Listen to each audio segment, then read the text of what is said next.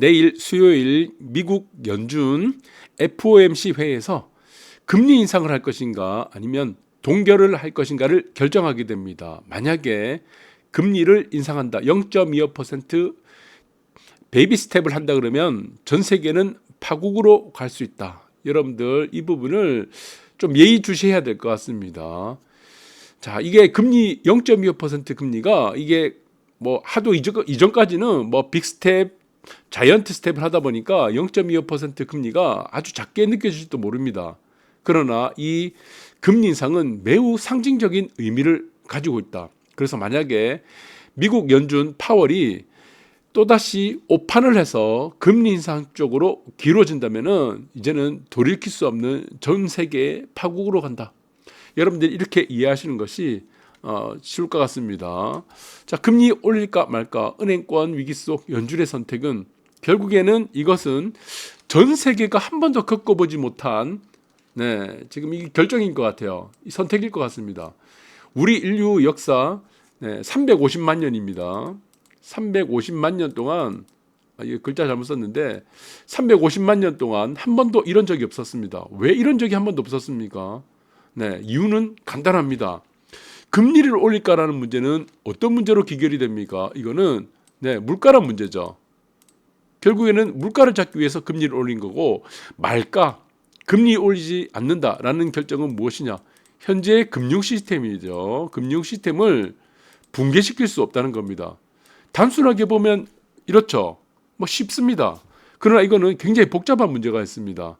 자, 여기서 복잡한 문제가 무엇이냐? 금리 올릴까 말까? 금리에 대한 문제죠. 결국에는 이 금리를 올린다는 문제는 물가를 잡는다는 건데, 이 이면에는 무엇이 있습니까? 고용이라는 문제가 있습니다. 고용. 자, 물가 상승 자체의 원인이 고용시장이죠. 미국의 고용시장이 너무나 호조가 되다 보니까 거의 완전 고용, 그리고 지금 일자리가 넘쳐나고, 지금 사람들을 지금 구하지 못하는 인력난에 거치다 보니까 지금 이런 현상이 벌어졌는데, 과연 그러면은 이것은 물가라는 것으로 보는 것이 아니고 고용시장을 잡을까 말까입니다. 그러니까 지금의 금리를 올린다는 문제는 물가라는 것을 보지 말자는 겁니다. 무엇을 봐야 되냐? 고용시장을 봐야 된다는 거죠. 그렇다면은 금리를 도대체 얼만큼 올려야지 고용시장을 잡을 수 있는 겁니까? 우리 인류 350만 년 역사 동안 이 문제는 한 번도 우리가 맞닥뜨린 적이 없습니다. 이거 그러면 금리를 10%까지 올리면 고용시장을 잡을 수 있나요? 결국의 문제는 물가가 아니란 거죠. 고용이란 거죠. 고용. 우리는 미국에서 연준이 20% 정도까지도 금리를 올리면 고용시장이 잡힙니까? 이게 해답이 없다는 겁니다. 그래서 지금까지 계속적으로 금리를 자이언트 스텝, 빅 스텝을 올리면서도 이 문제에 대한 해답을 얻지 못했다는 것이다. 그런데 파월은 무슨 생각을 하고 있습니까? 금리만 올리면 물가를 잡을 수 있다는 이 오판에 빠졌다는 겁니다. 고용시장을 보지 않는 거예요. 그래서 이 문제가 굉장히 단순한 문제가 아니다는 것이다. 그러면 이 문제는 무엇이다? 결론적으로 금리를 올릴 것인가 라는 문제는 고용시장을 잡을 수 있냐 없냐의 문제다. 그런데 이거는 구조적인 문제라고 했죠. 왜 구조적인 문제입니까? 이거는 전 세계에 있는 모든 일자리가 미국으로 간 겁니다. 미국. 리쇼어링부터 시작해서 전 세계의 모든 국가들이 미국에다 공장을 짓는 거예요. 공장을 짓지 않으면은 불이익을 주니까. 그러니까 어떻게 돼? 울기 한번 겨자 먹기로 미국에 공장을 짓고 있는 거죠. 거기서 촉발된 문제가 이 고용 문제입니다. 그럼 도대체 금리를 얼마큼 올려야 됩니까? 해답은 없다는 거다. 우리가 이 문제는 단순히 뭐 원자재가 오른다, 뭐 지금 러시아 우크라이나 전쟁으로 인해서 물가 오른다라고 한다면은, 이거는 아니면 돈을 너무 많이 벌어서 물가가 오른다라는 문제라면은 이거 금리 올려서 해결됩니다. 그런데 지금 고용으로 촉발된 물가 상승은 이게 금리로 해결이 안 된다는 겁니다. 도대체 어떤 경제 교과서에 금리를 얼마큼 올려야지 고용이 잡힌다는 내용이 있나요? 아무 내용이 없다는 겁니다. 그래서 지금 이거 오아시스죠. 지금 보시면은 신기루를 쫓는 겁니다. 신기루를. 그래서 이게 답이 없다는 거죠. 결론적으로는 어떻게 된다? 미국의 은행만 파산시키고 전 세계 금융 시스템만 이거 붕괴시키는 것밖에 없다는 겁니다. 금리 인상이 이렇게 보시면 될 것 같아요. 그래서 지금은 미국과 한국의 문제는 다릅니다. 상이하게 나타나고 있습니다. 그리고 지금 연준 같은 경우는 뭐 금리 동결의 전망이 잇따른다는 의견을 내는 사람도 있고, 네, 한쪽에서는 미 연준은 또 0.25% 금리 인상을 유력하다고 얘기하죠. 근데 이 지금 전문가라고 하는 사람들이 오판하고 있습니다. 이 오판 전부 다 오판합니다. 이 전문가라는 사람들도 미 연준 0.25% 금리 인상을 하게 되면은 물가를 잡을 수 있다는 잘못된 착각에 빠져 있다는 겁니다. 이 문제가 아니죠. 아까도 말씀드렸듯이 이 문제가 아니죠. 고용이죠, 고용. 그러면 전문가 중에는 0.25% 금리를 인상을 해야 된다고 주장하는 사람들은 물어봐야 되겠죠. 이 문제는 고용에 대한 문제이기 때문에 얼마만큼 금리를 올려야지 고용을 지금 고용이란 문제, 지금 이 문제를 잡을 수 있습니까? 네, 이 고용을 얼마큼 해야지 잡힙니까? 고용 시장이 안 잡힌다는 문제죠. 그래서 근본적인 문제를 전문가도 보지 않고 있다는 겁니다. 과열된 고용 시장을 금리가 몇 %가 되면은 잡을 수 있냐는 거는 이제까지 전 세계 350만 년 동안 없었다는 겁니다. 이걸 해법을 제시한 교과서가, 경제 원론이. 그래서 이게는 문제다. 지금 다람쥐 쳇바퀴 돌듯이 사막에 오아시스 찾는, 네, 지금 신기루 찾는 거예요. 자, 그 문제가 되는 거고, 그래서 미국 같은 경우는 다르게 나타난다. 어떻게 나타난다? 미국의 금융 시스템이 붕괴되는 것은, 네, 채권 손실입니다. 우리나라하고 전혀 다릅니다. 채권 손실이죠. 이 상태에서 뱅크런이 나타나니까 전부 다 파산하는 문제가 나타나는, 네, 금융 시스템의 붕괴라는 것이다.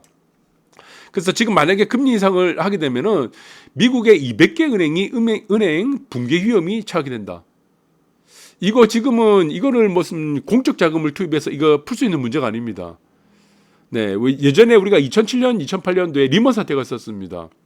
네, 그때는 이제 저신용자들, 서브프라임이라는 저신용자들을 이렇게 문제가 되면서 몇 개 금융기관밖에 없었어요. 리먼 사태라고 하죠. 네, 베어스탄스, 리먼, 그리고 뭐 몇 개 은행들이 있었습니다. 대형 은행 몇 개가 있었는데 그때는 미국이 양적 어떤 공적 자금을 활용해서 풀 수가 있었는데 이제는 이게 은행들이 너무 많습니다.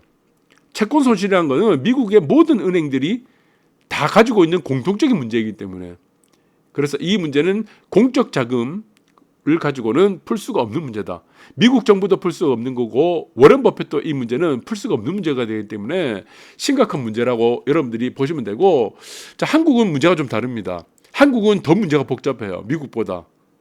미국 같은 경우는 은행만 파산하는 문제인데 한국은 은행과 그 다음에 이금융권, 증권사, 보험사, 그리고 지금 뭐 건설사, 하청업체 모두 다 파산합니다. 이거 금리를 인상하게 되면은. 그래서 지금 한국의 국채 금리가 급락을 하고 있죠. 그래서 지금 기준금리를 전부 다 하회할 정도로 급락이 떨어지고 있는데, 자, 어떤 문제가 되느냐? 결론적으로는 부동산 PF까지 연관되어 있다는 겁니다. 금융기관들 보시면은 증권사, 캐피탈, 은행, 이금융권, 뭐 새마을금고, 전부 농협뿐만 아니고 전부 다 어떻게 됩니까? 미국과 똑같이 일부는 채권 손실이 발생돼 있죠. 금리가 올랐으니까, 과도하게 금리를 올렸으니까 당연히 채권 가격은 떨어지겠죠. 채권 가격은 떨어지는 문제인데 이 문제 플러스 무엇이 되냐? 네, PF 문제가 생겼습니다. PF. 이거는 플러스예요, 플러스. PF 문제가 있죠. PF는 일반적으로 금리가 상당히 비쌉니다. 우리가 브릿지에서 PF로 넘어가게 되는데, 자, 이 PF는 지금 10%가 넘어가 있습니다. 이거 감당이 안 되죠. 이 PF가 금리가 올라가면서 어떤 문제가 됐습니까? 분양가가 올라가게 된 거죠. 분양가가 올라가는 문제도 지금 뭐 이자, 네, 이자가 올라가는 문제도 있고, 그다음에 원자재 이런 부분들도 다 있겠지만 그 중에서 결정적인 부분도 PF, 이 금리가 올라가면서 따라오는 이자 부담도 커지기 때문에 이 이자 부담은 결국에는 또 분양가에도 올라가게 된 겁니다. 분양가가 결국에는 올라가니까 그 다음 문제가 뭐가 되겠습니까? 미분양이 된 거예요. 옆에 있는 구축보다 사이즈 분양을 하게 되는데 너무 비싼 겁니다. 그럼 구축 아파트를 사지 준신축이나 앞으로 지어질 아파트를 청약을 할 필요가 없다는 겁니다. 그러니까 청약률이 떨어지고 미분양이 나타나는 거죠. 이 미분양이 나타나면 어떻게 되겠습니까? 결국에는 PF 못 갚죠. 그 다음에 은행, 그 다음에 건설사도 문제가 되겠죠. 회수가 안 되죠. 그 다음 하청업체. 예, 여기는 뭐 이금융권, 증권사, 보험사 여기 있습니다. 증권사뿐만 아니고 캐피탈 전부 다 지금 다 들어가 있어요. 우리나라는 미국보다 더 심각합니다. 금리를 올리게 되면은. 여러분들 이 구조를 잘 이해하셔야 되고, 미국은 무엇만 문제가 갖고 있습니까? 채권 손실만 하나만 갖고 있다. 이게 1번이에요. 한국은 무엇이다? 2번 PF.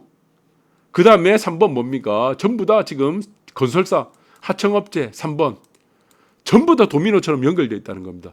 그러니까 결론적으로 말씀드리면은 미국은 금융기관 은행만 손실을 입는 거고 파산하는 거고, 대한민국은 전체 대규모 기업들 줄줄이 사탕으로 연관된 업체들뿐만 아니고 금융기관까지 전부 다 파산을 한다는 거다. 그래서 대한민국은 좀 더 심각하다 이렇게 보시면 될 것 같습니다. 지금 부실 규모를 보시면은 대출이 부실이 아니고 대출 위험입니다. 노출액을 보시면은 18년대 94조예요. 2배가 넘었었죠. 2022년도 6월이니까. 이것도 지금 거의 200조가 넘어갑니다. 지금은 2023년 3월이니까 어떻게 되겠습니까? 자, 이거기는 당연히 지금 은행뿐만 아니고 아까도 말씀드린 여러 가지 이금융권 다 들어가 있죠. 증권사, 보험사, 그리고 건설사, 하청업체까지. 밑에 나와 있습니다. 저축은행, 여기 있죠. 증권사, 캐피탈까지, 보험사, 카드사도 있어요. 카드사도. 그러니까 이 문제는 무엇이냐면은 한국은 이제 금리를 올리게 되면은 전부 다 파산한다. 대한민국 국민들 전부 다 죽는다고 보시면 될 것 같아요. 자, 그런데 문제가 있다. 어떤 문제가 있습니까? 만약에 지금 미연준이 만약에 금리를 올리게 된다. 이 물가 잡기라는 이 바보짓을 한다. 물가 잡기가 아니고 고용이죠, 고용. 아까도 말씀드린 고용을 금리 몇 %가 되면은 이 과열된 고용 시장을 잡을 수 있냐. 이게 해답이 없기 때문에 만약에 연준이 오판을 하게 된 경우 우리가 이 문제를 한번 생각해 볼 것 같아요. 0.25%를 올렸다. 이 0.25%도 이제 굉장히 큽니다. 하도 0.75%, 0.5%를 올리다 보니까 이게 지금 0.25는 작게 느껴지지만 0.25%는 굉장히 신중해야 돼요. 이것도 사실은 기준금리도. 네, 우리는 너무 크게 금리를 올리는 것을 익숙하다 보니까 0.25%를 이 소중한 0.25%가 작게 느껴질 뿐이지. 그런데 연준에서 만약에 오판을 내렸다. 근데 이 오판이 결국에는 한국에 부메랑이 돼서 나비 효과가 돼서 이창용 총재가 또다시 저 금통위원들 똑같이 0.25% 따라하게 되면 어떻게 되겠습니까? 연준은 독립 안 했다며. 연준을 하고 대한민국하고 대한민국 정부 국민들과는 독립했는데 연준하고는 독립 안 했다며. 한국은행이 따라할 거 아니야. 어떻게 되겠습니까? 다 죽는 거예요. 그래서 만약에 이 문제는 미연준도 마찬가지지만 자, 미연준을 따라가는 이창용 그리고 한국은행이 뒤에 있다면은 대한민국에서 이 통화정책과 금리 결정을 하는 한국은행 그리고 이창용이 있다고 하면은 이창용 총재가 있다고 하면은 대한민국은 전 세계에서 가장 위험한 국가가 될 수 있다.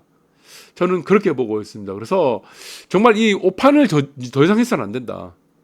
네, 연준도 그렇지만 연준을 따라가는 한국은행 이창용도 마찬가지다. 자, 여러분들이 참고가 되셨으면 좋겠습니다. 감사합니다.